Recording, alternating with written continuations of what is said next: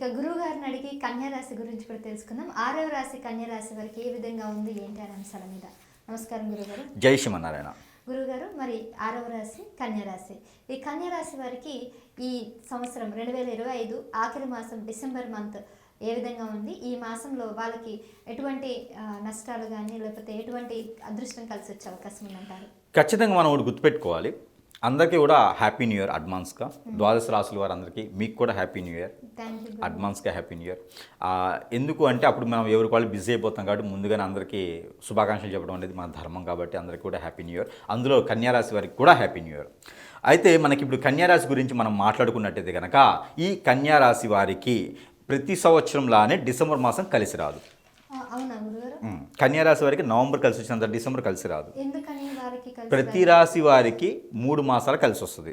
అందులో కన్యారాశి వారికి అయితే ఆగస్ట్ 1, నవంబర్ 1, ఫిబ్రవరి 1 ఈ 3 మాసాలు కలిసి వస్తాయి. అంటే డిసెంబర్ కలిసి రాదని అర్థం. ఇక ఏదైనా వారి అదృష్టం బాగుండాలి, గట్టిగా ఉండాలి, పట్టుకుంటే బంగారం అయిపోవాలి. అంటే వారి పక్కన పెళ్లి చేసుకునే వారికి అదృష్టం ఉండాలి, వారి భార్యలోనో వారి భర్తలోనో అదృష్టం ఉంటే అప్పుడు వీరికి కలిసి వస్తుంది, వేరే వారి పేరు మీద నుంచి వీళ్ళకి కలిసి వస్తుంది. అంతేగాని డిసెంబర్ మాసం కన్యారాశి వారికి పెద్ద కలిసి రాదు. వారి కష్టాలు, వారి నిష్ఠాలు, వారి ఇబ్బందులు వారికి ఉంటూనే ఉంటాయి. ఇక కలిసి వచ్చే 3 ఆగస్టు, నవంబర్, ఇంకొకటి ఫిబ్రవరి, ఈ 3 మాసాలు సంవత్సరం మొత్తంలో కలిసి వస్తాయి. దాంతోపాటు ఇక డిసెంబర్ మాసం కాబట్టి కొంతమేర వెసులుబాటు తక్కువనే చెప్పొచ్చు. దాంతోపాటు గ్రహాల యొక్క స్థితిగతులు కూడా వీరి మీద పెద్దగా శోభించట్లేదు. కాకపోతే వీరు ఏంటంటే పెట్టుబడి లేనటువంటి వ్యాపారాలు చేస్తారు కాబట్టి పెద్దగా నష్టపోరు.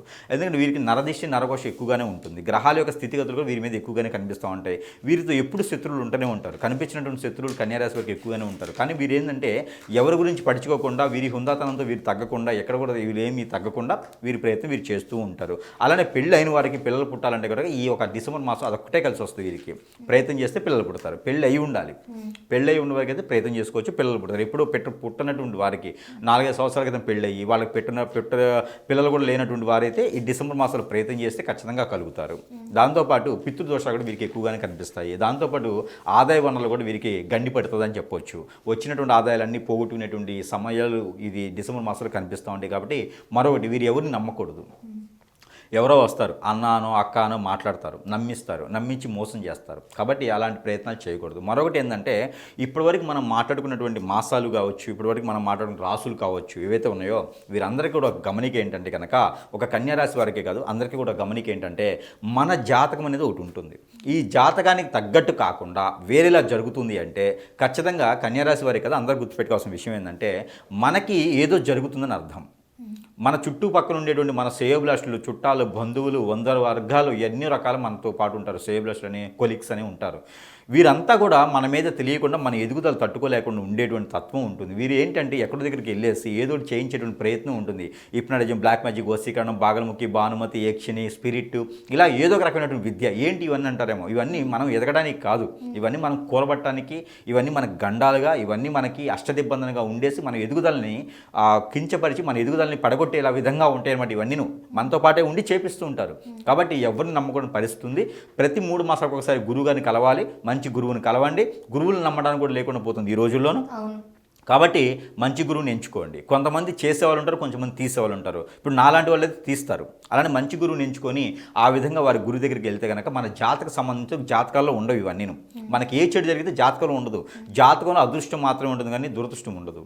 కాబట్టి మనకి ఏదైనా గురువుని సంపాదిస్తే మనకి దానికి తగ్గటువంటి పరిహారం అనేది చేసుకోవచ్చు. ఇది మాత్రం ఖచ్చితంగా వినాలి. అదే కన్యారాశి వారు కూడా చిన్న చిన్న పరిహారాలు చేసుకుని ఏ రంగంలో ఉన్న కన్యారాశి వారు కూడా కొంతమేర అదృష్టం అనేది ఉంటుంది. కాబట్టి కన్యారాశి వారు చేసుకోవాల్సిన పరిహారం ఏమిటంటే కనుక ఇక్కడ నవగ్రహాలకు అభిషేకం చేసుకోవాలి. నువ్వుల నూనెతో నవగ్రహాలకు అభిషేకం ఏదైనా శనివారం రోజున, మంగళవారం రోజున చేసుకుంటే ఉదయం సమయంలో చేసుకుంటే చాలా మంచిది. అలానే సత్యనారాయణ స్వామి వ్రతం కానీ, శ్రీ వెంకటేశ్వర స్వామి వారి కళ్యాణం కానీ, శ్రీ వెంకటేశ్వర స్వామి వారి వ్రతం కానీ చేసుకుంటే చాలా మంచిది. లేదు అంటే కనుక ఒక 116 రూపాయలు తనకి తానే దిష్టి తీసేసుకొని ఒక్కసారి సరిపోతుంది. ఏ రోజైనా చేయొచ్చు, ఏ సమయం చేయొచ్చు.